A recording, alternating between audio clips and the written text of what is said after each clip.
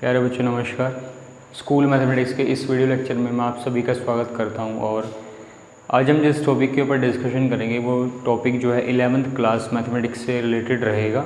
कुछ दिन पहले हमने 11th क्लास मैथमेटिक्स की सीरीज़ को स्टार्ट किया था और उस सीरीज़ के अंदर हमने सेट्स टॉपिक को स्टार्ट किया था। ठीक है, तो उसी टॉपिक को हम आगे कंटिन्यू करेंगे, उसी सीक्वेंस को हम आगे बढ़ाएंगे। और सेट्स में हमने जितना बेस समझा था, कुछ हमने बेस भी किया था और हमने कुछ क्वेश्चंस के ऊपर भी ट्राई किया था। सो सेट्स के ऊपर कुछ आगे जो बेस है वो समझना बाकी है और उससे रिलेटेड कुछ क्वेश्चन करने बाकी हैं जो क्वेश्चन एग्जाम के पॉइंट ऑफ व्यू से बहुत ज़्यादा इंपॉर्टेंट है। सो उसी सीक्वेंस में आगे बढ़ेंगे। आगे जो हमारा टॉपिक आएगा वो आएगा सबसेट्स के नाम से। सो यहाँ पे कोई भी सेट किसी दूसरे सेट का सबसेट कब बनेगा और किसी भी सेट को किसी दूसरे सेट का सबसेट बनने के लिए किन किन कंडीशंस को सेटिस्फाई होना होगा, सो इस छोटी छोटी चीज़ों के बारे में हम आज इस वीडियो में पढ़ेंगे। ठीक है, यहाँ पे मैं आपको थ्योरेटिकली समझाने के बजाय मैं आपको ज़्यादा प्रैक्टिकली बताने की कोशिश करूँगा, क्योंकि प्रैक्टिकली अगर मैं आपको बताऊँगा तो उसमें आपका फ़ायदा भी ज़्यादा होगा। ठीक है, तो अगर मुझे आपको समझाना हो कि कोई भी सेट किसी दूसरे सेट का सबसेट कब बनेगा तो उसके लिए मैं एक एग्जांपल लेने की मदद करता हूँ। वैसे तो आप इसकी डेफिनेशन भी देख सकते हो। अगर मैं इसकी डेफिनेशन बताने की कोशिश करूँ, मान लीजिए फॉर एग्ज़ाम्पल मान लीजिए मेरे पास एक सेट ए है और सेट ए में मैंने एलिमेंट लिया। मान लीजिए सेट ए में मैंने यहाँ पे एलिमेंट लिया 2, 4, 6। ठीक है, सेट ए में मेरे पास एलिमेंट है 2, 4, 6 और इसी तरह मेरे पास यहाँ पे एक सेट बी है और सेट बी में मेरे पास वैल्यू है 1, 2, 3, 4, 5, 6, 7 और 8। तो ये मेरे पास सेट हो गया बी। तो अगर मैं इसको प्रैक्टिकली बताने की कोशिश करूँ, सेट ए जो है सेट बी का सबसेट तभी बनेगा अगर सेट का हर एक एलिमेंट सेट बी के अंदर हो। ठीक है, फिर रिपीट करूँगा इस चीज़ को। सेट ए जो है सेट बी का सबसेट का मतलब छोटा, सब का मतलब छोटा सेट बनेगा। मतलब कि ए जो है बी का सबसेट बनेगा अगर ए का हर एक एलिमेंट बी के अंदर होना चाहिए। अब यहाँ पे ए के अंदर जो सबसे पहला एलिमेंट है वो कौन है? 2। तो क्या 2 सेट बी के अंदर है? बिल्कुल है। सेट ए के अंदर दूसरा एलिमेंट कौन है? 4। क्या वो सेट बी के अंदर है? बिल्कुल है। सेट ए के अंदर अगला एलिमेंट कौन है? 6। क्या वो सेट बी के अंदर? बिल्कुल है। तो सेट ए का हर एक एलिमेंट सेट बी के अंदर है। इसका मतलब ये हुआ मैं सेट ए को सेट बी का सबसेट बोल सकता हूँ। और इसको जो लिखने का तरीका रहेगा वो रहेगा कुछ इस तरीके से। ठीक है, इसको जो लिखने का तरीका रहेगा वो रहेगा कुछ ए जो है सबसेट होगा बी का। तो ये जो बीच में जो साइन है ये सबसेट को रिप्रेजेंट करने का साइन होता है। ठीक है, ए सबसेट होगा बी का, कुछ इस तरीके से। और अगर मैं इसकी डेफिनेशन अगर मैं बताऊं, सो यहाँ पे इसकी अगर मैं डेफिनेशन बताऊं हिंदी में, इसकी डेफिनेशन थ्योरी में कुछ इस तरीके से होगी। if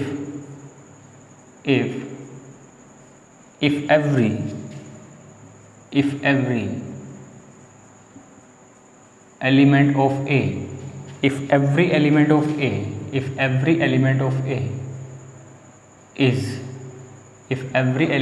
A is element if every element of set A is element of set B, ठीक है, then set A, तो जो मेरे पास सेट A बनेगा then set A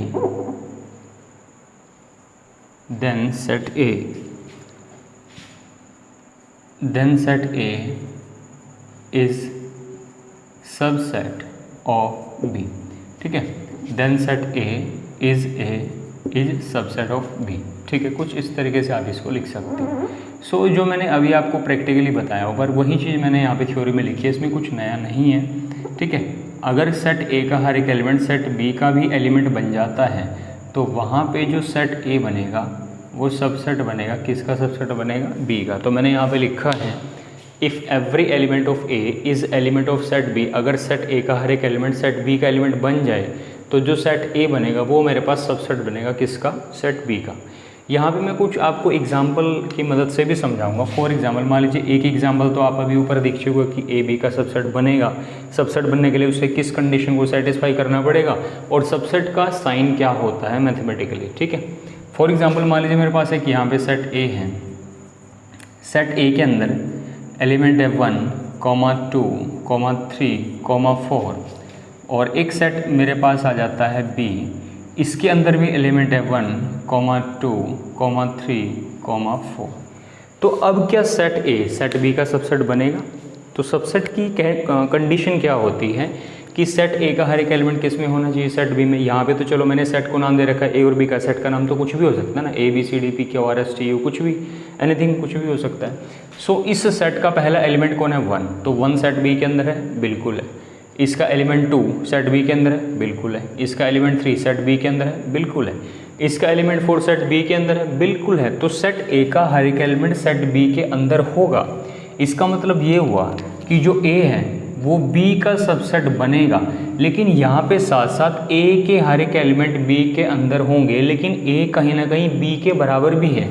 तो यहाँ पे जो ए है वो बी के सबसेट होने का भी काम करेगा और बराबर का भी काम करेगा। सो आप इसको और इसको कंपेयर करने की कोशिश करो। यहाँ पे जो ए था बी का सबसेट था, लेकिन ए जो है बी के बराबर नहीं था, तो उसको रिप्रेजेंट करने का तरीका हुआ ये, ठीक है। सबसेट तो ए दोनों कंडीशन में भी है। इस एग्जाम्पल में भी ए बी का सबसेट है, इस एग्जाम्पल में भी ए बी का सबसेट है, लेकिन यहाँ पे ए बी के बराबर नहीं है, यहाँ पे ए बी के बराबर भी है। जब ए बी का सबसेट भी हो और ए बी के बराबर भी हो, ठीक है, तो इसको मैं कुछ लिखने का तरीका मेरा थोड़ा सा ये हो जाएगा, तो मुझे सबसेट के साथ इक्वल का साइन भी लगाना पड़ेगा, ठीक है। तो इस तरीके से आप सबसेट की कंडीशन को आइडेंटिफाई कर सकते हो। एक यहाँ पे मैं चीज़ आपको और बताना चाहूँगा कि जो ए है, अगर बी का सबसेट है, अगर ए बी का सबसेट होता है और ए बी के बराबर नहीं है, ए बी से छोटा है, तो ए तो बनेगा सबसेट, साथ ही साथ बी बनेगा सुपरसेट। तो यहाँ पे बेसिकली 2 वर्ड निकल के आते हैं। यहाँ पे आपके पास समझने के लिए 2 वर्ड निकल के आते हैं। वो कौन कौन से हो सकते हैं? वो कुछ इस तरीके से होंगे कि अगर आपके लिए ए काम करता है सबसेट का, तो जो बी होगा सेट बी वो काम करेगा सुपरसेट का। मतलब सबसेट का मतलब हो गया छोटा सेट और सुपरसेट का मतलब हो गया बड़ा सेट। अगर ए बी का सबसेट है तो ए तो बनेगा सबसेट और बी मेरे पास बनेगा सुपरसेट। यहाँ पे जो ए मेरे पास बनेगा वो तो मेरे पास बनेगा सबसेट और जो बी है वो मेरे पास बनेगा सुपरसेट। तो सबसेट का एग्जांपल एक आप यहाँ से भी चेक कर सकते हो एक, और एक एग्जांपल आपका यहाँ पे भी हो सकता है, ठीक है। सो यहाँ पे कुछ कंडीशंस निकल के आती हैं, कुछ कंडीशंस सबसेट की कुछ इस तरीके से निकल के आएंगी जिसको हमें रीड आउट करना बड़ा ज़रूरी है। सबसे पहली जो कंडीशन ये होती है सबसेट की जो पहली कंडीशन होगी वो ये होगी कि जो एम्प्टी सेट होता है, जो फर्स्ट कंडीशन है वो ये निकल के आएगी, एम्प्टी सेट। ये जो हम टॉपिक पढ़ रहे हैं बहुत मोस्ट इम्पोर्टेंट टॉपिक है, तो आप इनको थोड़ा ध्यान से पढ़ें। Empty set is subset, empty set is subset of every set, empty set is subset of every set. तो इसका क्या मतलब है? इसका मतलब यह कि एम्प्टी सेट कौन होता है? एम्प्टी सेट को रिप्रेजेंट करने के 2 तरीके होते हैं। ये मैंने आपको लास्ट वीडियो में बताया भी था। एम्प्टी सेट को या तो मैं लिखूँगा ऐसे, इसको, या फिर मैं इसको लिखूँगा ऐसे, ठीक है। एम्प्टी सेट को लिखने के 2 तरीके होते हैं। तो एम्प्टी सेट जो है, हमेशा एम्प्टी सेट हर एक सेट का सबसेट होता है। तो इस दुनिया के अंदर जितने भी सेट हैं, इस दुनिया के अंदर जितने भी सेट हैं, उन सभी सेट का सबसेट कौन बनेगा? एम्प्टी सेट बना। तो एक ये चीज़ अपने दिमाग में डाल लो कि जो भी एम्प्टी सेट होता है वो हर एक सेट का सबसेट होता है। तो ये पहली हमारी कंडीशन हो गई किससे रिलेटेड? सबसेट से रिलेटेड। और जो दूसरी जो मोस्ट इंपॉर्टेंट कंडीशन ये आती है कि कोई भी सेट अपना सबसेट होता है। तो यहाँ पे मैंने लिखा every set is subset, every set is subset of itself. Every set is subset of itself, मतलब कि इस दुनिया का हर एक सेट अपने खुद का सबसेट जरूर होगा। फॉर एग्जांपल मान लीजिए मैंने यहाँ पे ए लिखा, मान लीजिए मैंने यहाँ पे ए लिखा, सो ए के अंदर कौन एलिमेंट आ गया 1, 2, 3। इसी तरह मेरे पास एक सेट बी आ गया, सेट बी के अंदर एलिमेंट कौन आ गया, या चलिए छोड़िए सेट ए बी छोड़िए, आप ए लिखा और यहाँ पे भी मैंने ए लिखा, मतलब दोनों सेट ए ही हैं, दोनों बराबर ही तो होना। तो क्या ए का सबसेट नहीं बनेगा? ए भी तो सबसेट होने की कंडीशन को फुलफिल कर रहा है, उसको सेटिस्फाई कर रहा है। तो कोई भी सेट अपना सबसेट बन सकता है और एम्प्टी सेट हमेशा किसी भी सेट का होगा सबसेट। ये दो कंडीशंस को हमें समझना बहुत ज़रूरी है, ठीक है। सो यहाँ पे दो कंडीशन थी जिसके बारे में बात करना ज़रूरी था। और यहाँ पे अगर मैं सबसेट वाली कंडीशन को थोड़ा सा थ्योरेटिकली समझाने की कोशिश करूँ, मान लीजिए मैं ये कहता हूँ कि ए बी का सबसेट है, ए बी का सबसेट है। ये आप जानते हो कि ए बी का सबसेट कब बनेगा, जब सेट ए का हर एक एलिमेंट किस में होगा, सेट बी में होगा। तो दिस इम्प्लाइज दैट अगर मैंने सेट ए से कोई एलिमेंट उठा भी लिया, ए बिलोंग्स टू ए, अगर मैंने सेट ए से कोई एलिमेंट उठा भी लिया तो ए बी का सबसेट तभी बनेगा अगर वो एलिमेंट कहाँ पे भी हो, वो बी में भी हो। मतलब कि सेट ए का कोई भी आर्बिट्रेरी एलिमेंट सेट बी के अंदर होना चाहिए, तभी मेरे पास जो है ए किसका सबसेट बनेगा, वो सबसेट बनेगा बी का। सो यहाँ पे मैं कुछ स्टैंडर्ड चीज़ों के बारे में भी आपको बताऊँगा, और वो स्टैंडर्ड चीज़ कुछ इस तरीके से हो सकती है कि मैंने आपको कुछ स्टैंडर्ड सेट्स के बारे में बताया था। स्टैंडर्ड सेट जैसे मैंने आपको नेचुरल नंबर्स के सेट के बारे में बताया, मैंने आपको इंटीजर्स के सेट के बारे में बताया, मैंने आपको रैशनल नंबर्स के बारे में बताया, मैंने आपको इरैशनल नंबर्स के बारे में बताया।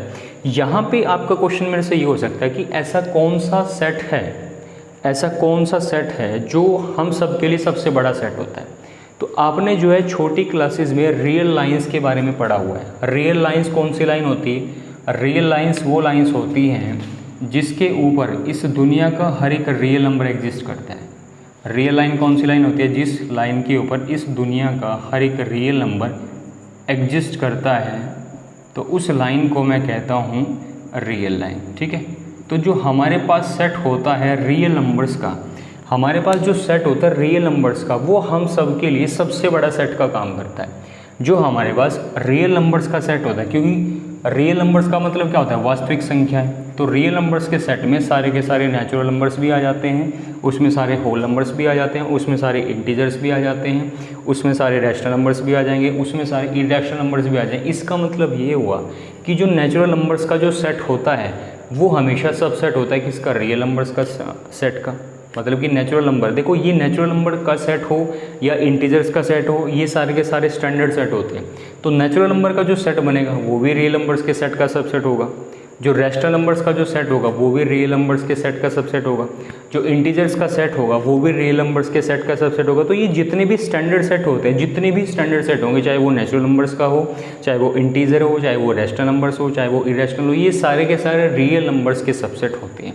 ये सब के सब किसके सबसेट बनेंगे? ये सबसेट बनेंगे रियल नंबर्स के। इसका मतलब ये हुआ, अगर मैं इसको थोड़ा सा लिखने की कोशिश करता हूँ, इसको मैं कुछ इस तरीके से लिखूँगा कि जो हमारे पास, यहाँ पे मैं इसको कुछ इस तरीके से लिख सकता हूँ कि जो मेरे पास n है, n का मतलब कौन है? n मेरे पास है नेचुरल नंबर। नेचुरल नंबर किसका सबसेट होता है? z का। z का मतलब क्या हुआ? इंटीजर। और जितने भी इंटीजर हुए वो किसका सबसेट बनेंगे? q का। q का मतलब क्या होता है? Rational numbers. और यहाँ पे जो q है, q का मतलब रैशनल नंबर्स, वो खुद किसका सबसेट बनेंगे? वो सबसेट बनेंगे r का। r कौन है हमारे पास? यहाँ पे r हमारे पास है रियल नंबर्स। और इसी तरह से जो हमारे पास इरैशनल नंबर्स होते हैं, जिसको मैंने t से डिनोट किया, तो वो भी सबसेट होते हैं किसका? रियल नंबर्स का। इसका मतलब ये हुआ यहाँ पे कि जितने भी हमारे स्टैंडर्ड सेट होते हैं, चाहे वो नेचुरल नंबर हो, चाहे वो इंटीजर्स हो, चाहे वो रैशनल हो, चाहे वो इरैशनल हो, वो सारे के सारे रियल नंबर्स का सबसेट होते हैं। तो ये एक मोस्ट इंपॉर्टेंट चीज़ थी जो मुझे आपको बतानी थी। सो यहाँ पे मुझे लगता है कि सबसेट का जो कंसेप्ट है वो आपको अच्छे से समझ आ गया होगा। सो यहाँ पे मैं एक दो क्वेश्चन लेता हूँ जो हमारे सबसेट के ऊपर डिपेंड होंगे। सो यहाँ पे हमें जस्ट आइडेंटिफाई करना है कि कोई भी सेट या कोई क्वेश्चन अगर आपको एग्जाम में मिले तो मैं उसको कैसे चेक करूँगा कि वो गिवन सेट का सबसेट बनेगा कि नहीं बनेगा। अब यहाँ पे छोटी सी प्रॉब्लम है, मान लीजिए आपको दो सेट मिले, हो सकता है वो दोनों सेट आपको सेट बिल्डर फॉर्म में हो, तो सेट बिल्डर फॉर्म में ही मुझे चेक करना हो कि सेट ए जो है वो सेट बी का सबसेट बनेगा या नहीं बनेगा।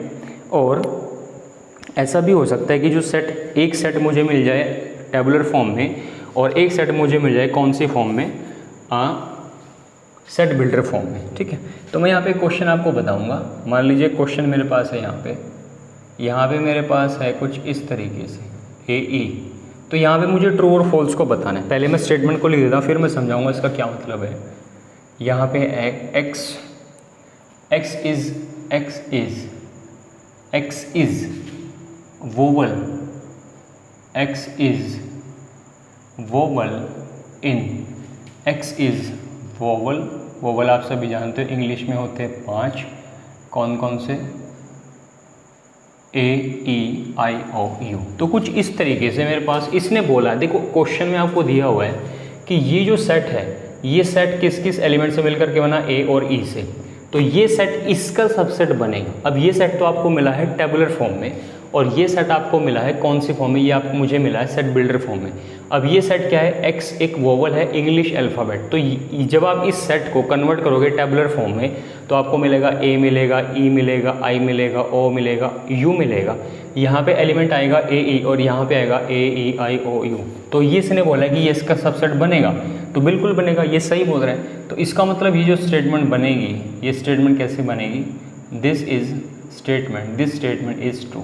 तो ये जो स्टेटमेंट मेरे पास बनेगी वो कैसी बनेगी, वो मेरे पास बनेगी ट्रू। तो कुछ इस तरीके से आप इसको या आप इसको ऐसे यहाँ पे टिक कर सकते हो कि ये क्वेश्चन मेरा यहाँ पे हो गया कंप्लीट। तो कुछ इस तरह से छोटे छोटे क्वेश्चन मेरे पास हैं जहाँ पे मुझे बताना है कि कोई भी सेट दूसरे सेट का सबसेट बनेगा या नहीं बनेगा।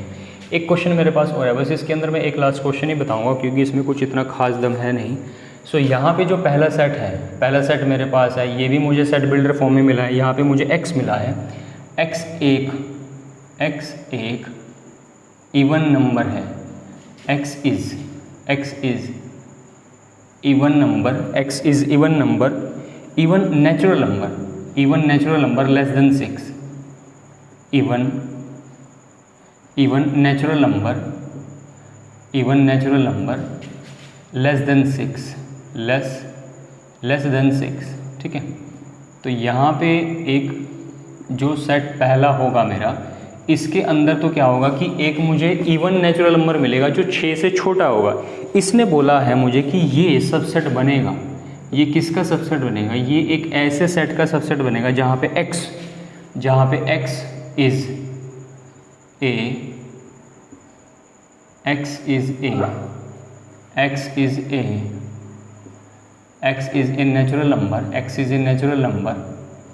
Natural number which divides 36, which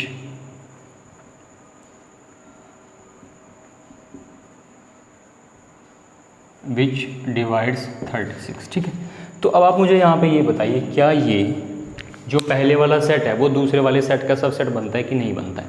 यहाँ पे x आएगा, यहाँ पे x होगा इवन नेचुरल नंबर जो सिर्फ 6 से छोटा होगा। इसका मतलब तो ये हो गया, इसका मतलब तो इस सेट के अंदर कौन कौन सा एलिमेंट आएगा, इस सेट के अंदर तो एलिमेंट आएगा 2 आएगा, 2 के बाद कौन आएगा 4 आएगा, सिर्फ 2 एलिमेंट आएंगे। इसके अंदर कौन सा एलिमेंट आएगा, इसके अंदर जो एलिमेंट आएगा वो सिर्फ कौन सा आएगा, मतलब कि अगर मैं इसको थोड़ा सा कन्वर्ट करूँ, इवन आएगा तो इवन में सबसे पहले कौन होता है 2 होता है, और फिर कौन आएगा 4 आएगा। बस इसके अंदर तो आपका ये चलेगा। और इसके अंदर जो मिलेगा, जो 36 को डिवाइड करेगा हर एक नेचुरल नंबर, सो यहाँ पे 1 भी आ सकता है, यहाँ पे तो 2 भी आ सकता है, यहाँ पे 3 भी आ सकता है, यहाँ पे 4 भी आ सकता है, यहाँ पे 6 भी आ सकता है, और यहाँ पे 9 भी आ सकता है। 9 के बाद 10, 11, 12 भी आ सकता है, 12 के बाद 13, 14, 15, 16, 17, 18 आ सकता है, और 18 के बाद 19, 20, उसके बाद शायद सीधा सीधा आपका आएगा 36। तो क्या ये सेट इसका सबसेट बनेगा, बिल्कुल बनेगा। तो ये मेरा बनेगा ट्रू। तो इस तरह से आपने क्वेश्चंस को, सबसेट वाले क्वेश्चंस को आइडेंटिफाई करना है कि कोई भी सेट किसी दूसरे सेट का सबसेट बनेगा या नहीं बनेगा। तो यहाँ पे मेरा जो सबसेट था उसका कंसेप्ट कंप्लीट हुआ। नेक्स्ट मैं मूव करने वाला हूँ बहुत इंपॉर्टेंट टॉपिक के ऊपर, तो वो मेरा टॉपिक है इंटरवल्स। सो इंटरवल्स के बारे में शायद आपने पहले कभी सुना हो, लेकिन जो इंटरवल्स का जो असली कंसेप्ट है वो हमारे पास क्लास 11th के अंदर ही स्टार्ट होता है, सेट्स चैप्टर के अंदर। सो मैं यहाँ पे आपको थोड़ा सा इंटरवल्स के बारे में बताऊँगा, और यहाँ पे इंटरवल्स कि जो अलग अलग कैटेगरीज है उनके बारे में भी हम पढ़ेंगे। यहाँ पे हम पढ़ने वाले इंटरवल के बारे में। सबसे पहले तो मैं आपको बता दूं कि इंटरवल हमारे पास कई तरह के होते हैं, ठीक है। मैं आपको थोड़ा सा प्रैक्टिकली समझाने की कोशिश करूँगा। मान लीजिए फॉर एग्ज़ाम्पल, मान लीजिए मैंने लिखा कुछ इस तरीके से, ये एक तो मेरे पास तरीका हो गया ये, दूसरा तरीका मेरे पास हो गया इसको लिखने का ये, और तीसरा तरीका मेरे पास हो गया इसको लिखने का ये, और या फिर इसको लिखने का तरीका मेरे पास हो गया कुछ इस तरीके से। यहाँ पे ये जो मेरे पास इंटरवल, अभी मैं बताऊंगा कि इंटरवल का मतलब होता क्या है। पहले मैं इसको थोड़ा सा डिफाइन कर दूं, इसकी मैं कैटेगरी के नाम दे दूं। यहाँ पे जो इंटरवल बनेगा, इस इंटरवल का नाम ये बनेगा ओपन इंटरवल, ठीक है। इसका नाम बनेगा ओपन इंटरवल, ओपन इंटरवल इसका नाम जो बनेगा। इसका नाम जो बनेगा वो बनेगा क्लोज्ड इंटरवल, ठीक है। इसका नाम मेरे पास बनेगा क्लोज्ड इंटरवल, कुछ इस तरह से। और ये जो दोनों इंटरवल मेरे पास बने, ये मेरे पास बनेंगे हाफ ओपन भी मैं इनको कह सकता हूँ, और मैं इनको हाफ क्लोज्ड भी मैं कह सकता हूँ, और मैं इनको सेमी ओपन भी कह सकता हूँ, मैं इनको सेमी ओपन भी कह सकता हूँ, और सेमी ओपन के साथ मैं इनको सेमी क्लोज्ड भी कह सकता हूँ, मैं इनको सेमी क्लोज्ड भी कह सकता हूँ, ठीक है। तो मैं यहाँ पे आपको सबसे पहले तो बता दूँ कि कैटेगरी कैसे कैसे होगी। यहाँ पे ए और बी रैंडम पॉइंट्स हैं, वो आर्बिट्ररी एलिमेंट्स है। ए और बी की वैल्यू कुछ भी हो सकती है। ए और बी की वैल्यू कोई पॉजिटिव इंटीजर्स भी हो सकती है, कोई नेगेटिव इंटीजर्स भी हो सकती है, कोई नेचुरल नंबर्स भी हो सकती है, कोई रैशनल नंबर्स, कुछ भी हो सकती है। Any number, any real number value हो सकती है किसकी, ए और बी की। अगर कोई भी आपको एक्सप्रेशन कुछ इस फॉर्म में दिखे तो वो आपका बनेगा ओपन इंटरवल। ओपन इंटरवल का मतलब क्या होता है कि जब दोनों तरफ छोटी ब्रैकेट लगी हो, दोनों तरफ लगी हो राउंड ब्रैकेट। राउंड ब्रैकेट का मतलब कि इधर भी आपकी छोटे वाली ब्रैकेट, जिसको हम देसी भाषा में छोटी ब्रैकेट कहते हैं, तो दोनों तरफ लगी हो राउंड ब्रैकेट, उसको मैं कहूँगा ओपन इंटरवल, ठीक है। अगर दोनों तरफ लगी हो इस तरह की स्क्वायर ब्रैकेट, बंद हो दोनों तरफ से स्क्वायर ब्रैकेट हो, उसको मैं कहूँगा क्लोज्ड इंटरवल, ठीक है। अगर कोई इंटरवल इस फॉर्म में है, मतलब कि एक तरफ तो है क्लोज, एक तरफ तो है राउंड ब्रैकेट, एक तरफ तो आपकी होगी स्क्वायर ब्रैकेट, एक तरफ आपकी होगी राउंड ब्रैकेट, या फिर लेफ्ट में हो राउंड, राइट में हो स्क्वायर ब्रैकेट, तो उसको मैं हाफ ओपन इंटरवल भी कह सकता हूँ, उसको मैं हाफ क्लोज्ड इंटरवल भी कह सकता हूँ, उसको मैं सेमी ओपन भी कह सकता हूँ, और उसको मैं सेमी क्लोज्ड भी कह सकता हूँ। तो बेसिकली ये जो इंटरवल मेरे पास बनते हैं, जिसमें एक तरफ ब्रैकेट होती है छोटे वाली, एक तरफ होती है बड़े वाली, मतलब एक तरफ तो होती है राउंड ब्रैकेट, एक तरफ होती है स्क्वायर ब्रैकेट, उनके मैक्सिमम 4 नाम हो सकते हैं, half open, half close, semi open और सेमी क्लोज। लेकिन इसका नाम होगा ओपन इंटरवल और इसका नाम मेरे पास होगा क्लोज्ड इंटरवल, ठीक है। यहाँ पे मान लीजिए मैं छोटा सा एग्जांपल आपको बताता हूँ। यहाँ पे मान लीजिए लेट एक्स, मैं छोटा सा एग्जांपल लिखा, लेट एक्स बिलोंग्स टू 1,2। मान लीजिए मैंने ये लिखा, ये मेरे पास इंटरवल है, और ये इंटरवल मेरे पास कौन सा होगा, ओपन इंटरवल। मान लीजिए x बिलोंग करता है इस इंटरवल से, x बिलोंग करता है इस इंटरवल से। इसका मतलब ये हुआ कि जो x की वैल्यू है वो 1 और 2 के बीच में आएगी। अब 1 और 2 के बीच में बहुत सारे रैशनल और इरेशनल नंबर्स लाई करते हैं, तो x की जो वैल्यू आएगी इस इंटरवल से, इंटरवल क्या करता है, इंटरवल्स के अंदर बहुत सारी वैल्यूज़ होती है, ठीक है। तो x की वैल्यू आएगी यहाँ से, और x की वैल्यू 1 तो नहीं होगी, ना ही 2 होगी। x की वैल्यू 1 और 2 के बीच में कुछ भी हो सकती है, मतलब 1 से बड़ी होगी, 2 से होगी छोटी। इसका लिखने का मतलब वही है।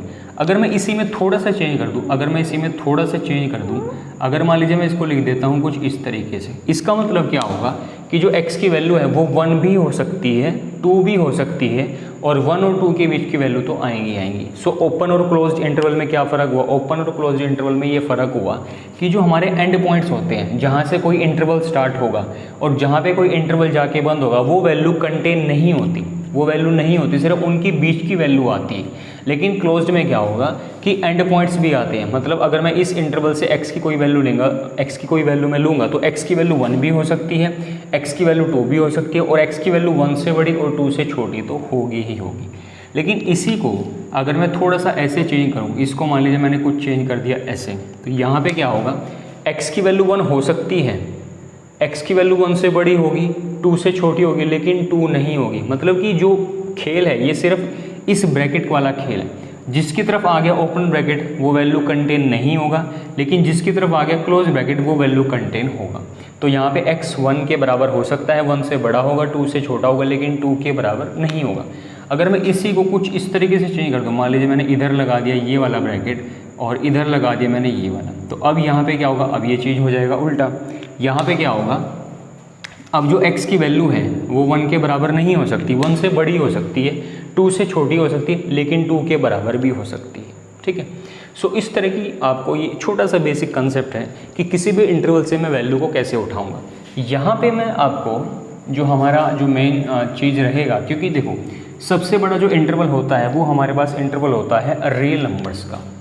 जो सबसे बड़ा हमारे पास इंटरवल होता है वो क्या होता है, रियल नंबर्स का। आप सभी जानते हो जो हमारे पास रियल नंबर्स होते हैं वो किसके ऊपर लाई करते हैं, वो लाई करते हैं रियल लाइंस के ऊपर। तो जो हमारा रियल नंबर्स होते हैं, सेट ऑफ रियल नंबर्स, उसी को में हम सबसे बड़ा सेट मान के चलते हैं। और उसके बाद इस दुनिया के अंदर जितने भी इंटरवल्स एग्जिस्ट करेंगे, जितने भी इंटरवल्स एग्जिस्ट करेंगे, चाहे वो ओपन इंटरवल हो, चाहे वो क्लोज इंटरवल हो, चाहे वो semi open, semi close, half open, half close, कुछ भी हो, वो सारे के सारे सबसेट माने जाते हैं सेट ऑफ रियल नंबर्स का। ठीक है, जितने भी हमारे पास इंटरवल्स होते हैं वो सारे के सारे सेट ऑफ रियल नंबर्स का क्या माने जाते हैं, वो माने जाते हैं सबसेट। क्योंकि रियल नंबर्स के सेट से बड़ा तो रियल नंबर्स के इंटरवल से बड़ा कुछ भी नहीं हो सकता। सो जितने भी हमारे इंटरवल्स बनेंगे, चाहे वो कैसा भी इंटरवल हो, छोटा हो बड़ा हो, वो सभी रियल नंबर्स का जो इंटरवल बनेगा उसके माने जाते हैं सबसेट। ठीक है, अब यहाँ पे मैं आपको मैथमेटिकली बताने की कोशिश करूँगा कि हमें क्वेश्चन जो मिलेगा वो कुछ किस तरीके से मिलेगा। फॉर एग्जाम्पल मान लीजिए मेरे पास एक छोटा सा क्वेश्चन है, मेरे पास एक सेट है, मेरे पास एक सेट है और उस सेट का नाम है ए। अब इंटरवल को भी लिखने के दो तरीके होते हैं, या तो मैं उसको लिखूंगा थोड़ा सा सेट बिल्डर फॉर्म में, या फिर मैं उसको लिखूंगा टेबुलर फॉर्म में। तो एक क्वेश्चन मेरे पास है, यहाँ पे मैंने लिखा x, यहाँ पे मैंने लिखा x बिलोंग करेगा रियल नंबर से, और कंडीशन ये है कि x जो है -5 कुछ इस तरीके। तो ये मेरे पास है, इसको ध्यान से देखो, मेरे पास सेट A है, सेट A में आएगा कौन, x आएगा। x कौन होगा, x एक रियल नंबर होगा, लेकिन x जो है -5 से बड़ा होगा और 7 से होगा छोटा। तो अगर यहाँ पे अब देखो एक छोटी सी प्रॉब्लम है, अभी हमने कुछ टाइम पहले जो क्वेश्चन किए थे वहाँ पे हमें सेट को हमें रिप्रेजेंट करना होता था या तो टेबुलर फॉर्म में, या फिर हमें उसको रिप्रेजेंट करते थे सेट बिल्डर फॉर्म में। लेकिन यहाँ पे मुझे इसको सेट बिल्डर फॉर्म या टेबुलर फॉर्म में रिप्रेजेंट नहीं करना, मुझे इसको एक इंटरवल की फॉर्म में रिप्रेजेंट करना है। सो जब मैं इसको इंटरवल की फॉर्म में रिप्रेजेंट करूँगा तो यहाँ पे जो x है वो -5 से बड़ा लेकिन 7 से है छोटा। तो इसका जो इंटरवल बनेगा, इसका इंटरवल बनेगा ये। ठीक है, इसका जो इंटरवल बनेगा वो इंटरवल बनेगा ये। अब यहाँ पे मुझे कैसे पता चलेगा कि जब मैं किसी सेट को जब मैं इंटरवल की फॉर्म में कन्वर्ट करूँगा तो मुझे दोनों तरफ ओपन ब्रैकेट लगाने हैं या दोनों तरफ लगाने हैं क्लोज ब्रैकेट, या किस तरफ ओपन लगेगा, लेफ्ट में ओपन लगेगा, राइट में क्लोज लगेगा, या फिर लेफ्ट में क्लोज लगेगा, राइट में ओपन लगेगा। तो उसका तरीका आपको ये करना पड़ेगा कि आपको यहाँ पे इन साइन को आइडेंटिफाई करना पड़ेगा। यहाँ पे जो लेस का साइन होता है और जो ये वाला लेस का साइन होगा, अगर इन लेस के साइन के साथ इक्वल का साइन नहीं है, अगर इसके साथ भी इक्वल का साइन नहीं है, इसके साथ भी इक्वल का साइन नहीं लगेगा, तो दोनों तरफ लगेंगे ओपन ब्रैकेट, दोनों तरफ आएंगे कौन से वाले ब्रैकेट, ओपन ब्रैकेट। मतलब कि x की वैल्यू -5 से बड़ी है, 7 से छोटी है, तो आप इसको कुछ इस तरीके से लिखोगे।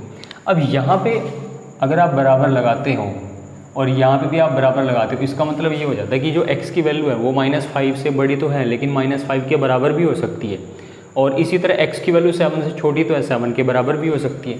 तो यहाँ पे मुझे क्या करना है, इसको अगर यहाँ पे कोई इक्वल का साइन नहीं है, दोनों जगह इक्वल का साइन अगर नहीं होगा, सो मुझे इसको कुछ इस तरीके से ओपन इंटरवल की फॉर्म में लिखना पड़ेगा, मतलब दोनों तरफ ब्रैकेट आएंगी ओपन। सेकंड जो कंडीशन हो सकती है, सेकंड कंडीशन ये हो सकती है, पहले मैं चारों कंडीशन के बारे में बताऊंगा तो आप उसको आराम से डिफ्रेंशिएट कर सकते हो। यहाँ पे मान लीजिए मैं इसी को थोड़ा सा चेंज करके लिखता हूँ, x आएगा, x एक रियल नंबर होगा लेकिन -5 से बड़ा होगा और ये कुछ इस तरीके से। तो अब यहाँ पे जो मैं a को लिखूँगा वो मैं लिखूँगा कुछ इस तरीके। अब देखो ये लिखने का तरीका थोड़ा सा चेंज हो गया। जैसे ही लेस के साथ इक्वल का साइन लगा तो जहाँ जहाँ इक्वल का साइन लगेगा वहाँ आपकी बड़े वाली ब्रैकेट आनी स्टार्ट हो जाएगी, और जहाँ पे इक्वल का साइन नहीं होगा वहाँ पे आपकी बड़े वाली ब्रैकेट नहीं आएगी। इसी की थर्ड पॉसिबिलिटी मेरे पास ये हो सकती है कि मान लीजिए इसी सेट को मुझे लिखना है कि मेरे पास x है और x मेरे पास एक रियल नंबर है, सो इसी को मैं लिख सकता हूँ -5 कुछ इस तरीके से। मतलब यहाँ पे तो दोनों जगह बराबर का साइन नहीं था, लेस वाले के साथ जो हमारे पास इनइक्वालिटी होती है, इनइक्वालिटी के साथ कोई बराबर का साइन नहीं था।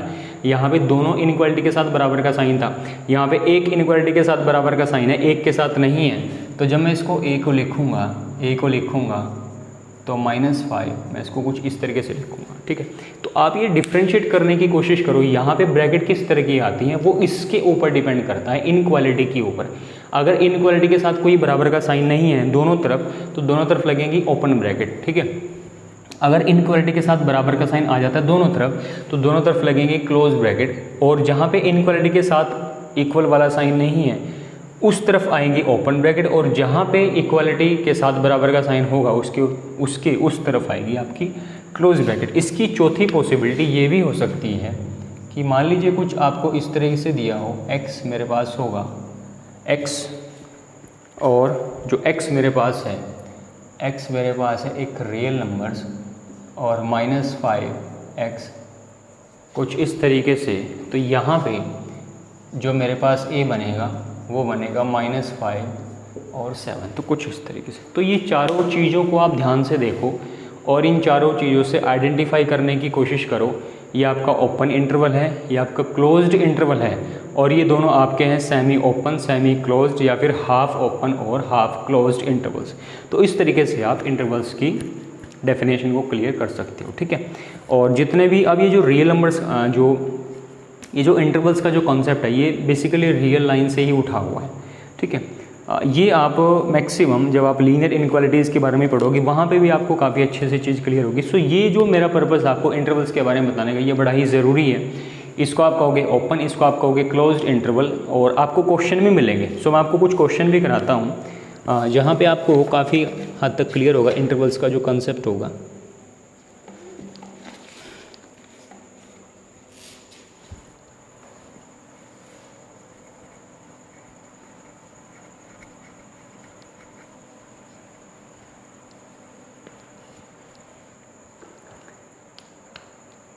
एक छोटा सा क्वेश्चन मेरे पास है, एक्सरसाइज का है, एक्सरसाइज का 6 का फर्स्ट पार्ट। कुछ मुझे इस तरह से लिखा हुआ है कि मुझे यहाँ पे x मिलेगा, x मेरे पास रियल नंबर होगा, और यहाँ पे -4 से बड़ा होगा x और कुछ इस तरीके से होगा छोटा। तो यहाँ पे जो इंटरवल मुझे मिला वो मुझे मिलेगा कुछ इस तरीके से, ठीक है। ये देखो बड़ा ही सिंपल है। इनइक्वालिटी के साथ अगर बराबर का साइन नहीं है, मान लीजिए ये इनइक्वालिटी है लेफ़्ट वाली और अगले वाली होती है राइट वाली, तो लेफ़्ट वाली इनइक्वालिटी के साथ कोई बराबर का साइन नहीं है तो आप खाली लिखेंगे ओपन ब्रैकेट, और राइट वाली इनइक्वालिटी के साथ बराबर का साइन है तो आप लिखोगे इस तरफ क्लोज ब्रैकेट, ठीक है। इसका एक और एग्जाम्पल मैं दिखा सकता हूँ, वैसे ईजी है, इसमें आपको ज़्यादा क्वेश्चन प्रैक्टिस करने की कोई ज़रूरत नहीं है। एक छोटा सा क्वेश्चन और है इसमें, मेरे पास x होगा, x मेरे पास रियल नंबर होगा, और ये जो x है 0 से बड़ा होगा, 7 से होगा छोटा। तो इसका जो इंटरवल बनेगा, अब देखो इंटरवल हमेशा, इंटरवल कभी करली ब्रैकेट में नहीं आता, या तो वो आएगा राउंड ब्रैकेट में या फिर आएगा वो क्लोज ब्रैकेट में। तो यहाँ पे जो इंटरवल बनेगा वो बनेगा 0 से 7 कुछ इस तरीके से। तो ये मेरे पास बनेगा कुछ इस तरीके से। तो बहुत ही आसान क्वेश्चन आपके पास है किसके, इंटरवल्स के। यहाँ पे मैं नेक्स्ट चलूँगा, नेक्स्ट मैं टॉपिक आपको बताऊँगा पावर सेट के बारे में। सो अभी हमने सीखा कि सबसेट क्या होता है, ठीक है। सबसेट के बारे में आप अच्छे से समझ चुके हो। नेक्स्ट मेरे पास टॉपिक है पावर सेट। ये पावर सेट क्या चीज़ होती है, टॉपिक हमारे पास रहेगा पावर सेट। ठीक है, तो यहाँ पे मैं इसकी डेफिनेशन लिखूँगा, सेट ऑफ ऑल पॉसिबल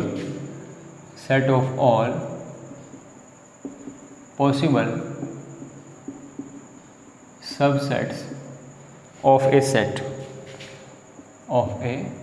तो ये इसकी डेफिनेशन है।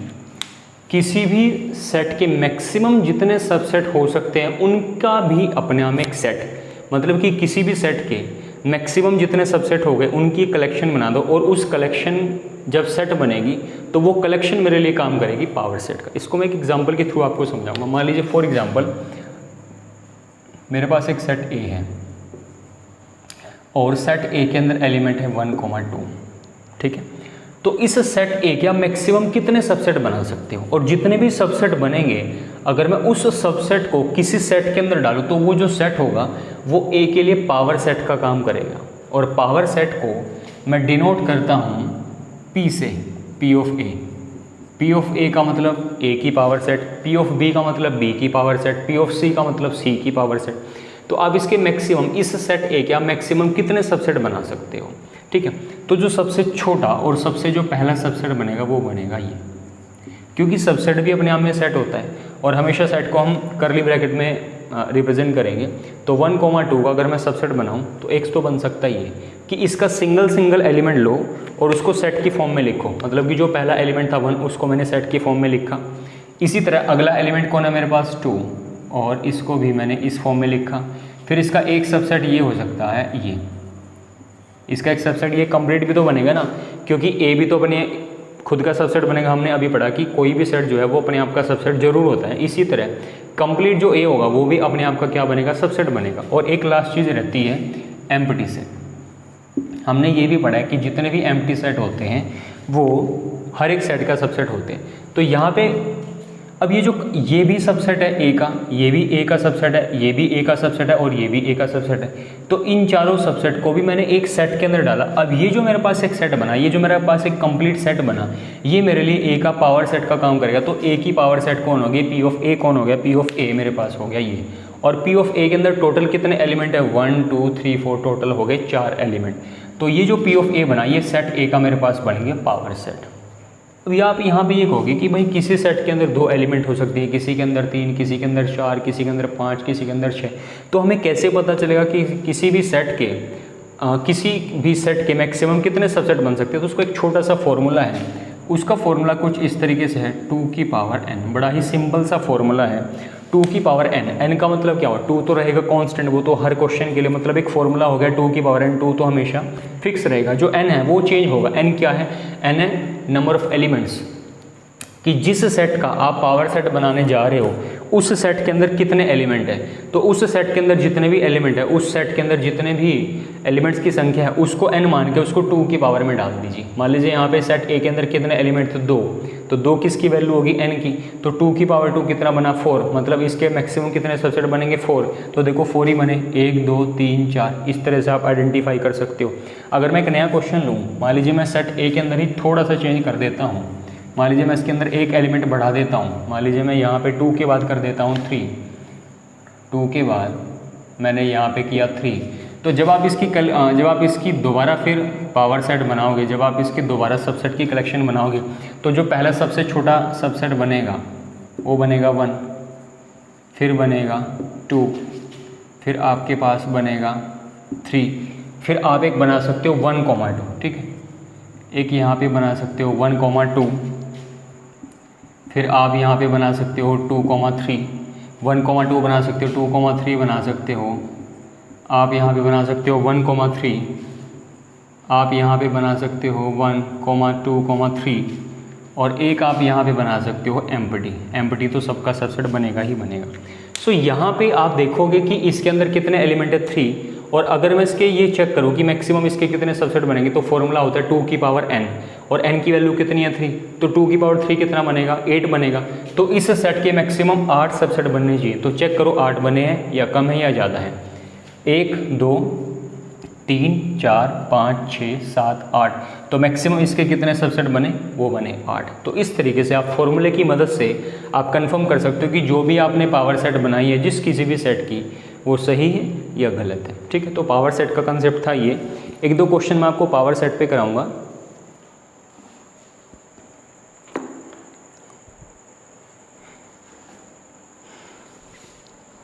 जो पहला क्वेश्चन मेरे पास है पावर सेट का, बड़ा ही सिंपल है, छोटा सा क्वेश्चन है, और ये है, मुझे एक सेट ए मिला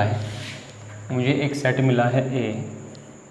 बेसिकली ये जो सेट ए है इसके अंदर एक ही एलिमेंट है, तो इसके कितने सबसेट बनेंगे? 2 की पावर n। फॉर्मूले में n की वैल्यू डालो, n की वैल्यू कितनी है 1, क्योंकि सेट ए के अंदर एक एलिमेंट है, तो 2 की पावर कितना बना? 2।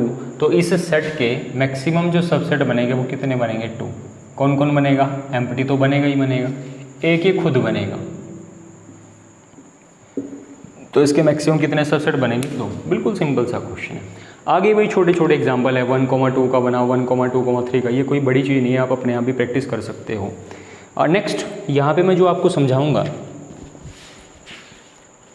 यहाँ पे चीज़ हमारे पास आती है यूनिवर्सल सेट। सो ये जो यूनिवर्सल सेट का जो कॉन्सेप्ट है, इसको समझना हमारे लिए बड़ा ज़रूरी है, क्योंकि इससे रिलेटेड हमें काफ़ी क्वेश्चन करने को मिलेंगे एग्ज़ाम के पॉइंट ऑफ व्यू से। बहुत ही क्वेश्चन इंपॉर्टेंट होते हैं, यूनिवर्सल सेट के बारे में हमें समझना है। सो यहाँ पे यूनिवर्सल का मतलब होता है सब कुछ। यूनिवर्सल का मतलब होता है सब कुछ, एक ऐसा सेट जो अपने अंदर सभी को कंटेन करे। ठीक है, जनरली जो हमारा सेट ऑफ रियल नंबर्स होता है, हम उसी को अपना यूनिवर्सल सेट मान के चलते हैं। ठीक है, जनरली जो हमारा रियल नंबर्स का सेट होता है, सेट ऑफ रियल नंबर्स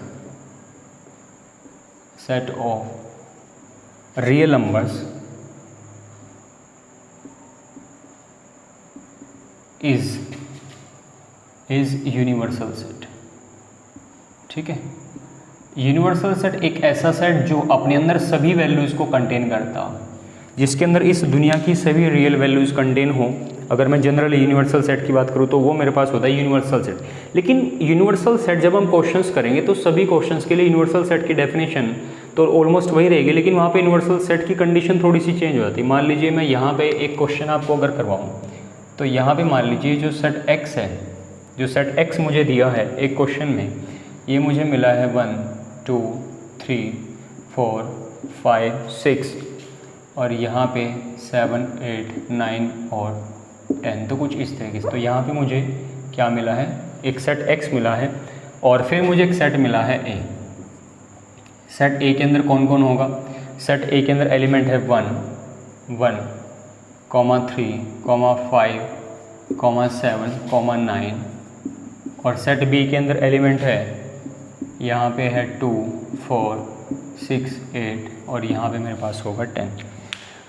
तो वैसे तो जनरली जो रियल नंबर्स का सेट होता है वो हमारे लिए यूनिवर्सल सेट का काम करेगा, लेकिन अगर मैं इस क्वेश्चन की बात करूं, इस क्वेश्चन में सेट एक्स के अंदर 1, 2, 3, 4, 5, 6, 7, 8, 9, 10 तक की काउंटिंग लिखी पड़ी है।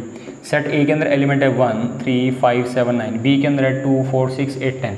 तो ये जो सेट एक्स है वो सेट ए और बी दोनों को अपने अंदर कंटेन करता है। जो सेट एक्स है वो सेट ए को भी अपने अंदर कंटेन करता है और सेट बी को भी अपने अंदर कंटेन करता है। इसका मतलब ये हुआ, ये जो सेट एक्स होगा वो ए और बी दोनों के लिए यूनिवर्सल सेट का काम करेगा, सिर्फ इसी क्वेश्चन के लिए।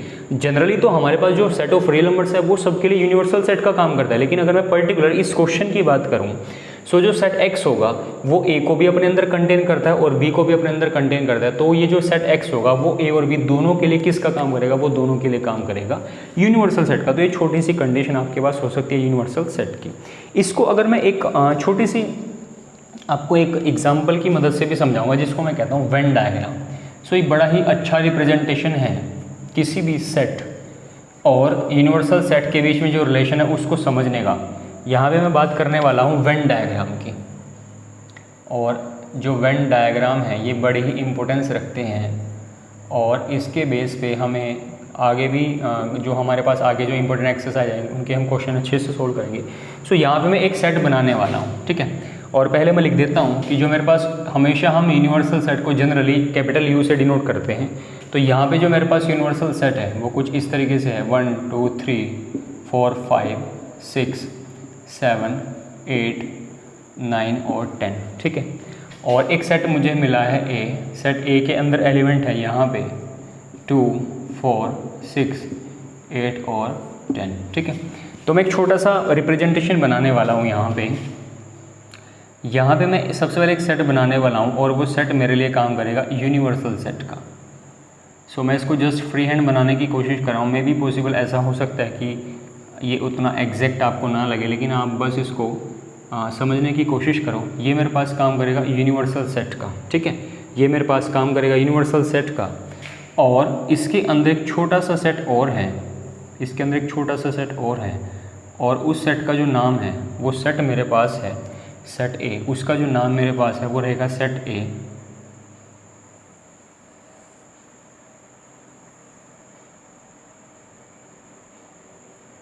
ये मेरे पास हो गया कुछ इस तरीके से सेट ए, ठीक है। और सेट ए के अंदर एक एलिमेंट यहाँ पे हो गया 2, एक हो गया 4, एक हो गया 6, एक हो गया 8 और एक हो गया 10। बाकी जो एलिमेंट बने, यहाँ पे एलिमेंट हो गया 1, यहाँ पे एलिमेंट हो गया 3, यहाँ पे एलिमेंट हो गया 5, यहाँ पे एलिमेंट हो गया 7 और यहाँ पे एलिमेंट हो गया 9। तो यहाँ पे देखो, ये जो सेट U है ये मेरे पास यूनिवर्सल सेट है। इसके अंदर 1 2 3 4 5 6 7 8 9 10 है। सेट ए के अंदर है 2 4 6 8 10। तो आपको पता है कि जो सेट ए है वो तो सेट U, जो सेट U है वो सेट ए के लिए यूनिवर्सल सेट का काम करेगा, और जो ए है वो सेट U से निकला हुआ है। तो कहीं ना कहीं जो ए है वो U का सबसेट बनेगा, क्योंकि भाई U का हर एक एलिमेंट सेट U के अंदर है, सॉरी ए का हर एक एलिमेंट सेट U के अंदर है। तो जो ए है वो यूनिवर्सल सेट के लिए सबसेट का काम करेगा। तो इसको मैं कुछ इस तरीके से भी लिख सकता हूँ। तो ये जो मैंने एक जस्ट एक रेक्टेंगल, या आप इसको स्क्वायर कुछ भी बोलो, मैंने इसको एक रेक्टेंगल जो मैंने इसका एरिया बनाया है, इसको रेक्टेंगल की जो मैंने शेप दिया, इस शेप को मैंने बोला है U, कि ये मेरे पास एक यूनिवर्सल सेट है, जिस यूनिवर्सल सेट के अंदर 1 से लेकर 10 तक की सारी वैल्यूज़ हैं। अब वो वैल्यू चाहे 1 यहाँ पे हो, चाहे 2 यहाँ पे हो, 3 यहाँ पे, ये 4 है, ये 5 है, ये 6 है, ये 7 है, ये 8 है, ये 9 है, ये 10 है। तो ये जो अंदर सारी वैल्यू है वो सेट U के अंदर कंटेन है। मतलब U मेरे लिए काम करे यूनिवर्सल सेट का, जिसने सारी वैल्यूज़ को अपने अंदर कंटेन करके रखा हुआ है। और जो सेट A है उसमें कौन है 2 4 6 8 10। तो ये मैंने एक छोटा सा सेट बनाया अंदर। इस सेट A ने किस किस वैल्यू को कंटेन किया, इसने 2 को कंटेन किया, इसने 4 को कंटेन किया, इसने 6 को कंटेन किया, इसने 8 को कंटेन किया और इसने कंटेन किया 10 को। तो इस तरीके से आप किसी भी सेट और यूनिवर्सल सेट के बीच में रिलेशनशिप को कुछ वेन डायग्राम की मदद से भी रिप्रेजेंट कर सकते हो, ठीक है। तो ये छोटा सा रिप्रेजेंटेशन था। इसी बेस पे मैं आपको एक छोटा सा और यहाँ पे बताऊँगा। नेक्स्ट जो मेरे पास क्वेश्चन रहेगा उसमें जो यूनिवर्सल सेट है वो बिल्कुल सेम है, ए बी है। यहाँ पे एक सेट मेरे पास और आ जाता है सेट बी। सेट बी मेरे पास यहाँ पे बनेगा 4, 6। तो अगर मुझे इन तीनों सेट के बीच में थोड़ा सा इसको मैं चेंज करने वाला हूँ,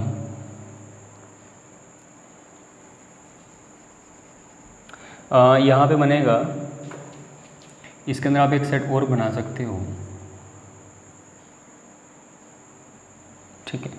और इसको मैंने नाम दिया यहाँ पे 4, इसको मैंने यहाँ पे नाम दिया 6, और ये मेरे पास हो गया 2, और ये मेरे पास हो गया 8, और ये मेरे पास हो गया 10, कुछ इस तरीके से। तो अब ये देखो आप, सेट U है, यूनिवर्सल सेट है, यूनिवर्सल सेट, ये जो U है ये A और B दोनों के लिए यूनिवर्सल सेट का काम करेगा, क्योंकि U जो है A और B दोनों को अपने अंदर कंटेन करता है। U के अंदर एलिमेंट है 1 2 3 4 5 6 7 8 9 10, A के अंदर है 2 4 6 8 10, B के अंदर है 4 6। तो ये जो कंप्लीट U तो सारी वैल्यूज़ को कंटेन करेगा। अब ये जो सेट अंदर वाला, इस सेट का नाम क्या है, इस सेट का नाम है B। मतलब कि इस सेट का नाम तो है B, जो अंदर वाला छोटा सेट है उसके अंदर एलिमेंट कौन है 4 और 6, तो इसके अंदर सिर्फ 4 और 6 आएगा।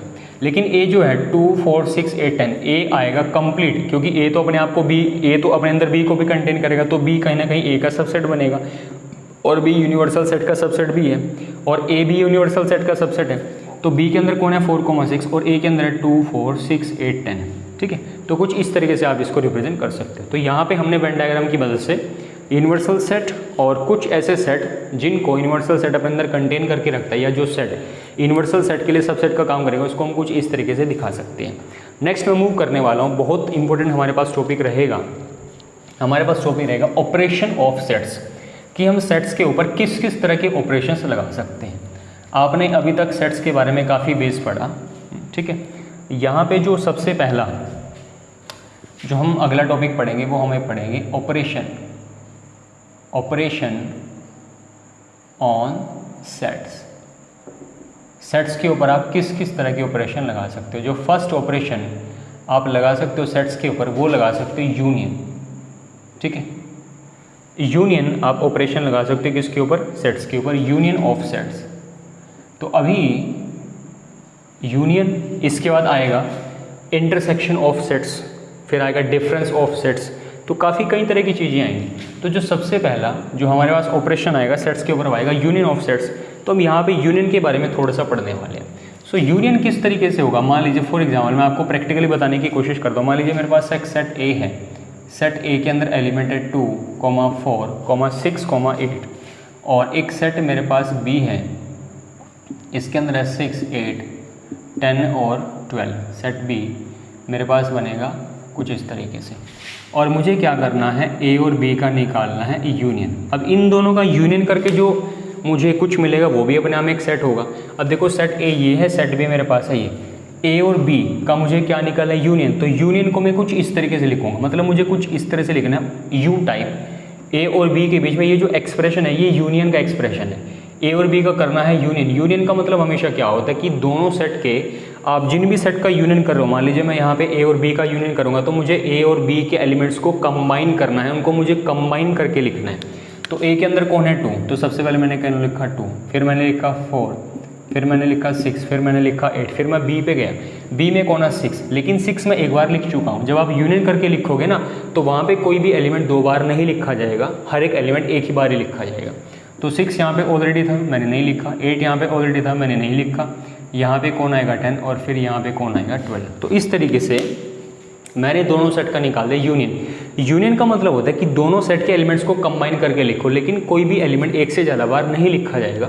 तो इस तरीके से आप किसी भी दो सेट का यूनियन निकाल सकते हो। बस यूनियन का रिप्रेजेंटेशन ध्यान रखो, ए और बी के बीच में छोटा सा जो साइन है इसका मतलब होता है कि आप यूनियन निकालने की कोशिश कर रहे हो। यहाँ पे यूनियन तो आप समझ चुके हो। अगर मैं यूनियन की कुछ प्रॉपर्टीज़ की बात करूं, तो यूनियन में हमारे पास कुछ बहुत इंपॉर्टेंट प्रॉपर्टीज़ आती हैं, और इन प्रॉपर्टीज़ के बेस पे हमें काफ़ी क्वेश्चन भी देखने को मिलेंगे। तो सबसे पहली प्रॉपर्टी आती है वो आती है A union B is equal to B union A. अगर मैं मान लीजिए मेरे पास एक सेट ए है और सेट बी है, अगर मैं ए और बी का यूनियन करूं या फिर मैं बी और ए का यूनियन करूं तो वो रिजल्ट मुझे हमेशा बराबर मिलेगा। मान लीजिए आपके पास सेट ए है और आपके पास है सेट बी, तो आप सेट ए और बी का यूनियन निकालोगे। या मान लीजिए मैं पहले सेट बी को लिखूं, फिर मैं लिखूं सेट ए को, और मैं बी और ए का यूनियन करूं, तो उस पर कोई फ़र्क थोड़ी ना पड़ेगा। ए यूनियन बी और बी यूनियन ए में सिर्फ एलिमेंट्स आगे पीछे हो सकते हैं, इससे ज़्यादा उसके ऊपर कोई फ़र्क नहीं पड़ेगा। इसका मतलब ये हुआ ए यूनियन बी से जो रिजल्ट मिलेगा या फिर मुझे जो रिजल्ट मिलेगा बी यूनियन ए से, वो मेरे लिए होगा बराबर। और इसी का ये जो रिजल्ट मेरे पास बनेगा इसको मैं बुला सकता हूँ कम्यूटेटिव लॉ से। इसका एक और नाम भी हो सकता है कम्यूटेटिव लॉ। कम्यूटेटिव जो प्रॉपर्टी होती है आप छोटी क्लासेस में भी पढ़ चुके हो, ठीक है, कम्यूटेटिव लॉ। सेकंड जो मेरे पास प्रॉपर्टी होगी यूनियन ऑफ सेट्स की, वो मेरे पास कुछ इस तरीके से हो सकती है कि अगर मैं ए का यूनियन करूं बी के साथ, और ए का यूनियन बी के साथ करके जो मुझे रिजल्ट मिलेगा, फिर मैं उसका यूनियन करूं सी के साथ, या फिर मैं बी का यूनियन करूं सी के साथ और उसका जो रिज़ल्ट मुझे मिलेगा फिर मैं उसका यूनियन करूँ ए के साथ। तो यहाँ से जो मुझे रिज़ल्ट मिलेगा और यहाँ से जो मुझे रिज़ल्ट मिलेगा वो मुझे रिज़ल्ट मिलेगा बराबर, और इसको मैं कहता हूँ एसोसिएटिव लॉ। इसको मैं कौन सा लॉ कहूँगा? इसको मैं कहूँगा एसोसिएटिव लॉ। तो इस तरीके से अगर ये जो लेफ्ट हैंड साइड है वो राइट हैंड साइड के बराबर होगी, तो इसमें आपको 3 सेट मिलेंगे, सेट ए मिलेगा आपको, सेट बी मिलेगा, सेट सी मिलेगा। आप लेफ्ट हैंड साइड को निकालने के लिए पहले ए और बी का यूनियन करोगे, ए और बी का यूनियन करके जो आपको सेट मिला उसका यूनियन करोगे सी के साथ। राइट हैंड साइड निकालने के लिए आप पहले बी और सी का यूनियन करोगे, वहाँ से जो आपको सेट मिलेगा उसका यूनियन आप किसके साथ करोगे? ए के साथ। तो लेफ्ट हैंड साइड की वैल्यू हमेशा किसके बराबर आएगी? राइट हैंड साइड के बराबर। तो ये दूसरी प्रॉपर्टी हुई किसकी? यूनियन की। जो तीसरी प्रॉपर्टी है वो तीसरी प्रॉपर्टी ये है कि अगर मैं किसी सेट ए का यूनियन करता हूँ एम्प्टी के साथ तो मुझे वापस क्या मिलेगा, मुझे वापस मिलेगा सेट ए। और आप इसको एग्जाम्पल के माध्यम से समझ भी सकते हो। मान लीजिए सेट ए के अंदर कोई भी एलिमेंट है तो मैं उसका यूनियन करूँगा एम्प्टी सेट के साथ, तो क्या ए पे कोई फ़र्क पड़ेगा, वापस मुझे क्या मिलेगा, ए मिलेगा, वापस मुझे क्या मिलेगा, ए मिलेगा। तो ये मेरी प्रॉपर्टी हुई तीसरी। चौथी मेरे पास प्रॉपर्टी हो सकती है कि अगर मैं ए का यूनियन करूँ ए के साथ तो मुझे वापस क्या मिलेगा, वापस मुझे मिलेगा ए। इसमें भी कोई बड़ी चीज़ समझने वाली नहीं है। पांचवी प्रॉपर्टी मेरे पास ये हो सकती है कि अगर मैं यूनिवर्सल सेट का यूनियन करता हूँ ए के साथ तो मुझे वापस क्या मिलेगा, मुझे मिलेगा यूनिवर्सल सेट। तो ये थोड़ा सा आपको यहाँ पे समझने की ज़रूरत है। पहले वाले इसका मतलब है यूनिवर्सल सेट और ये जो साइन है ये है यूनियन का। सो अगर आप किसी सेट ए का यूनियन करोगे किसी यूनिवर्सल सेट के साथ तो आपको वापस क्या मिलेगा, आपको वापस मिलेगा यूनिवर्सल सेट। तो यहाँ पे हमारे पास कुछ प्रॉपर्टीज़ थी किसकी, ऑपरेशन और सबसे कुछ प्रॉपर्टीज़ है किसकी, यूनियन ऑफ सेट्स की। सो अब यहाँ पे हमें काफ़ी क्वेश्चन मिल जाते हैं जो इन प्रॉपर्टीज़ के ऊपर बेस्ड होते हैं।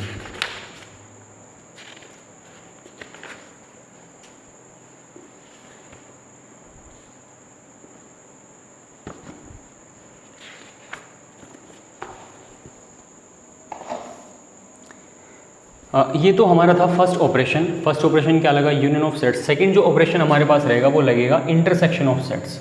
सेकंड जो ऑपरेशन हमारा लगेगा सेट्स के ऊपर वो लगेगा intersection of sets, intersection of sets. So मैं पहले आपको बेसिक कंप्लीट करा देता हूँ, फिर मैं इसके क्वेश्चन इकट्ठे ही कराऊंगा। सेकंड जो हमारे पास बनेगा ऑपरेशन वो बनेगा intersection of sets, intersection of sets, intersection of sets. ठीक है, कुछ इस तरीके से। यहाँ पे फॉर एग्जाम्पल मान लीजिए मेरे पास एक सेट ए है। सेट ए के अंदर एलिमेंट है 1 2 3 4 5 और 6 और इसी तरीके से सेट बी में मेरे पास है 2 4 6 और 8 और मुझे ए और बी का निकालना है इंटरसेक्शन। तो यूनियन को हमेशा लिखते थे ऐसे, लेकिन इंटरसेक्शन को हम लिखेंगे कुछ इस तरीके से। इसमें जो साइन था वो हो जाएगा उल्टा, इसमें साइन क्या हो जाएगा, उल्टा हो जाएगा। यूनियन में आप इसको ऊपर की तरफ लेके जाते थे, इंटरसेक्शन में आप इसको लेके जाओगे नीचे की तरफ। इंटरसेक्शन में क्या होता है, जैसे आप यूनियन में दोनों सेट के एलिमेंट्स को आप करते थे कंबाइन, लेकिन इंटरसेक्शन में आपको दोनों सेट के बीच में जो कॉमन एलिमेंट्स है उनको निकालना पड़ेगा। जैसे इन दोनों सेट के अंदर कौन कौन सा एलिमेंट कॉमन है, मतलब ऐसा एलिमेंट जो सेट ए में भी और सेट बी में भी हो। तो सबसे पहले यहाँ पे आएगा 2 दोनों में है, दोनों में 4 है, दोनों में 6 है, तो ये मेरा सेट यहाँ पे हो जाएगा 1। तो इस तरीके से दो सेट के बीच में इंटरसेक्शन कौन आएगा, 2 आएगा, 4 आएगा, 6 आएगा। मतलब कि इंटरसेक्शन का मतलब वो एलिमेंट जो दोनों सेट में कॉमन हो। ऐसे एलिमेंट जो सेट ए में भी हो और सेट बी में भी हो उसको मैं बोलूँगा इंटरसेक्शन। तो इंटरसेक्शन का जो बेसिक क्वेश्चन है वो कुछ इस तरीके से होगा। तो यहाँ पे भी इंटरसेक्शन पे भी काफ़ी प्रॉपर्टीज़ आती हैं, जिन प्रॉपर्टीज़ के बारे में मैं अभी बताता हूँ आपको। जो सबसे पहली प्रॉपर्टी बनेगी वो प्रॉपर्टी कुछ इस तरीके से बनेगी। सबसे पहली प्रॉपर्टी कि अगर मैं ए का इंटरसेक्शन करूँ बी के साथ या फिर मैं बी का इंटरसेक्शन करूँ ए के साथ तो वो एक ही बात होगी। मतलब वही सिंपल यूनियन वाली प्रॉपर्टी, वहाँ पे हमने ए का यूनियन बी के साथ किया था, फिर बी का किया था ए के साथ। तो इसी तरह से ए इंटरसेक्शन बी बराबर होगा बी इंटरसेक्शन ए के।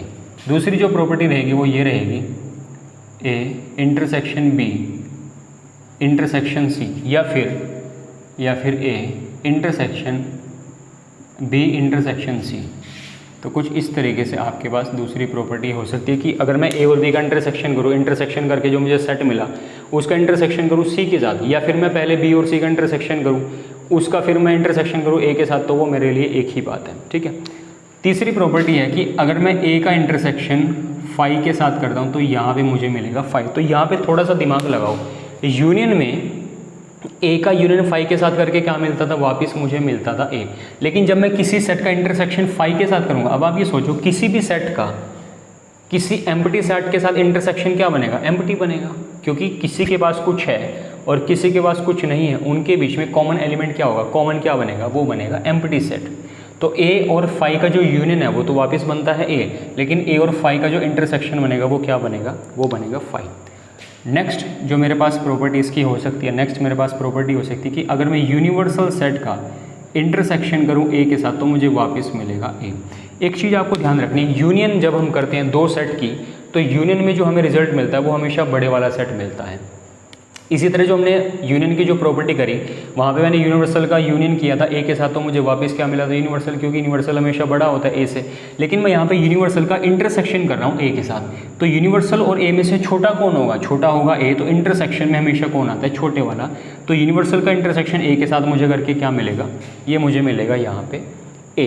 इसी तरह से एक छोटा सा रिजल्ट मेरे पास ये भी हो सकता है कि अगर मैं ए का इंटरसेक्शन कर रहा हूँ, ये थोड़ा सा डिफरेंट है, बी यूनियन सी के साथ। अगर मैं ए का इंटरसेक्शन कर रहा हूँ बी यूनियन सी के साथ, तो इसको मैं कुछ इस तरीके से लिखूँगा, A intersection B union A intersection C, कुछ इस तरीके से। सो इसको भी आप अपने माइंड में रखो, क्योंकि इसके बेस पे भी हमें काफ़ी क्वेश्चन करने को मिलेंगे। A union A intersection B union C is equal to A intersection B union A intersection C. Next मैं मूव करने वाला हूँ, थोड़ा सा आपको थ्योरी में बताने की कोशिश करूँगा। बेसिकली यहाँ पे अगर मैं बात करता हूँ ए यूनियन बी की, या फिर मैं बात करता हूँ ए इंटरसेक्शन बी की, तो ए यूनियन बी में कुछ एलिमेंट आएगा एक्स। एक्स क्या होगा, एक्स या तो ए में होगा या फिर एक्स बी में होगा। इसी तरह इंटरसेक्शन में एक्स ए में होगा एंड एक्स बी में होगा, कुछ इस तरीके से। सो मैं यहाँ पे इसको क्यों बता रहा हूँ आपको, ए यूनियन बी के अंदर कोई भी एलिमेंट आएगा, इसका मतलब क्या हुआ, या तो एक्स ए में होगा या फिर एक्स बी में होगा। मतलब कि अगर कुछ ए यूनियन बी में है, इसका मतलब ये है कि हो सकता है कोई एलिमेंट ऐसा हो जो ए में हो लेकिन बी में ना हो, या फिर ऐसा हो सकता है कि वो एलिमेंट ए में हो बी में ना हो, या फिर ऐसा हो सकता है कि वो ए में ना हो लेकिन बी में हो। तो ए यूनियन बी कुछ इस तरीके से कि आप इसको थोड़ा सा और एक्सटेंड भी कर सकते हो, आप इसको थोड़ा सा और एक्सटेंड भी कर सकते हो। यहाँ पे आप लिख सकते हो A belongs to A, B belongs to B, कुछ इस तरीके से। और इसी तरह अगर मैं इसको थोड़ा सा आगे बढ़ाऊँ,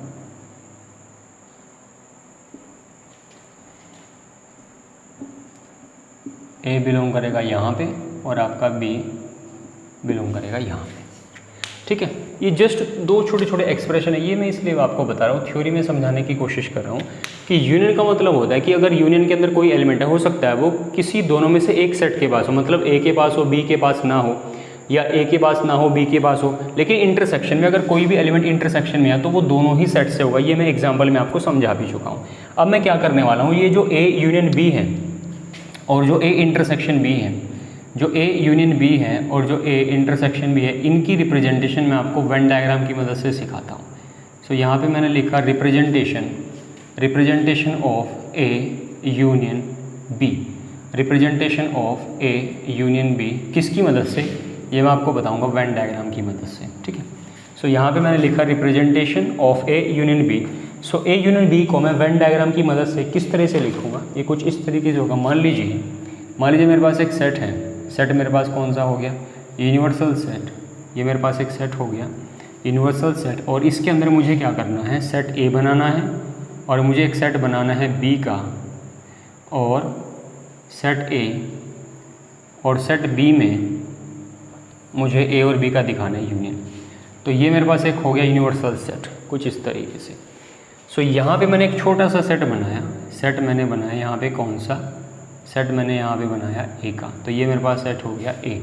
इसी तरीके से मैंने एक सेट यहाँ पे और बनाया, ये सेट मेरे पास हो गया सेट बी, कुछ इस तरीके से। तो ये मेरे पास सेट हो गया बी, ठीक है।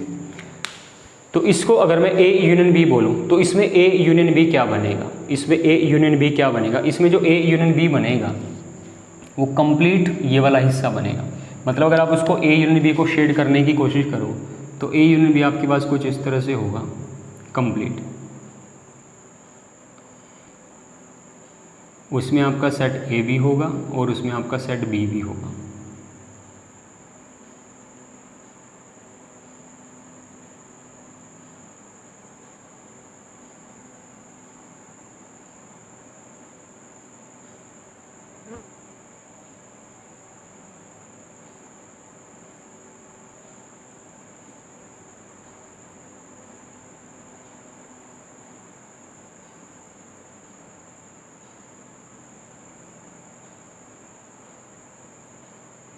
कुछ इस तरीके से, ठीक है। तो ये मेरे पास हो गया ए यूनियन बी का वेन डायग्राम की मदद से आप इसको रिप्रेजेंटेशन कर सकते हो। इसी तरह अगर मुझे इंटरसेक्शन का निकालना हो, अगर मुझे इसी तरह इंटरसेक्शन का निकालना तो मैं इसी के अंदर इसमें चेंज कर सकता हूँ। अगर मुझे इंटरसेक्शन का निकालना हो तो इंटरसेक्शन के लिए मुझे क्या करना पड़ेगा, वापस मुझे एक तो चेंज मुझे यहाँ पे करना पड़ेगा ए इंटरसेक्शन बी, और मान लीजिए यहाँ पे मेरे पास एक सेट है, यहाँ पे मेरे पास एक सेट हो गया ए, एक सेट मेरे पास हो गया ए, एक सेट मेरे पास हो गया बी, ये सो ए और बी का इंटरसेक्शन, ए और बी का इंटरसेक्शन मतलब ए और बी जो दोनों में कॉमन होगा तो दोनों में कॉमन बनेगा ये वाला, ये यहाँ पे कुछ इस तरीके से। सो ये जो है मेरे पास बना ए इंटरसेक्शन बी। सो ये मैंने आपको यूनियन का दिखाया ग्राफिकल रिप्रेजेंटेशन वेन डायग्राम की मदद से, और इंटरसेक्शन का मैंने आपको बताया वेन डायग्राम की मदद से, ठीक है। सो यहाँ पे हमने काफ़ी चीज़ों के ऊपर डिस्कशन किया है, और नेक्स्ट जो हम कंप्लीट करेंगे, नेक्स्ट वीडियो में हम डिस्कस करेंगे कुछ इस बेसिक से रिलेटेड जो क्वेश्चन होंगे उसके ऊपर डिस्कस करेंगे। और नेक्स्ट हमारा जो बेस हो सकता है, जैसे हमारे पास अब आएगा third operation difference of sets, उसको भी हम वेन डायग्राम की मदद से भी समझेंगे। और हमारे पास कुछ क्वेश्चन आने वाले हैं बहुत ही मोस्ट इंपॉर्टेंट, जो एक्सरसाइज एग्जाम के पॉइंट ऑफ व्यू से बहुत इंपॉर्टेंट है, उसको हम कंप्लीट करेंगे। सो तब तक के लिए I wish you good luck, thank you very much.